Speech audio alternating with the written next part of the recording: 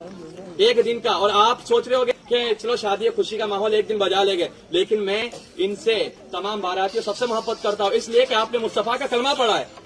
آپ کی مجھے فکر ہے بھائی، کیونکہ ہم ایک دن گانا آپ دیکھ رہے ہوگے مسلمانوں کی کتنی پریشانی ہے، 3 مہینہ ہوتا نہیں ہے، لڑکی کہتے میں کو جانا تیرے ساتھ جمتا نہیں ہے کہ نہیں ماحول ہے؟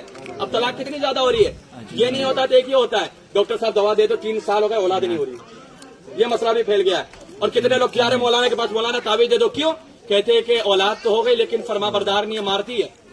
یہ وجہ کیا ہے؟ اولاد ہو رہی ہے تو نافرمان، یا تو اولاد ہو نہیں رہی ہے، یا تو بیوی ساتھ میں محبت ختم ہو جا رہی ہے، 3-4 مہینے کے بعد شادی طلاق ہو جا رہا ہے۔ اس کی وجہ کیا ہے؟ جو ہم ایک دن مصطفیٰ کی سنت کو ادا کرتے وقت گانا ڈیجے گانا اور ناچنا خود نہ کرتے ہیں، اس کی نحوست کی وجہ سے شادی کے اندر جو برکت ہوتی ہے اسے اٹھا لیا جاتا ہے۔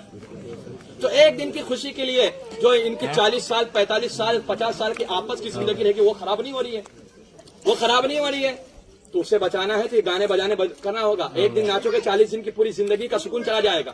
ایک دن ناچنے سے سنت رسول کے دائرے میں رہ کر شادی اور نکاح کرو گے تو 45 سال تک اللہ اس کے رسول آپ پر رحمتوں کی بارش عطا فرما دے گا۔ سبحان اللہ۔ تو 45 سال کی زندگی کو اگر اچھا بنانا ہے تو شادی کے اندر خرافات کو ختم کرنا ہوگا۔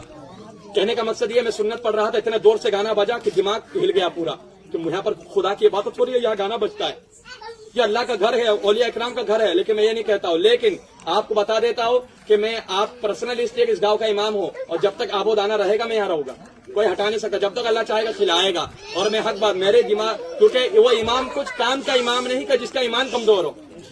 اگر کھڑے ہو کے نہیں بولتا تو میرے پیچھے لوگوں کی نمازیں نہیں ہوتی، کیونکہ یار غلط ہو رہا ہے اور امام بولا نہیں، تو میرے پیچھے نماز پڑھ کے کیا فائدہ؟ امام بزدل ہے، بزدل کے پیچھے نماز اور اس کی ابتدا کرنا جائز نہیں ہے، حرام ہے۔ سمجھ رہے بات کو؟ تو کہنے کا مقصد یہ ہے، تو میں امام ہوں تو میں اپنے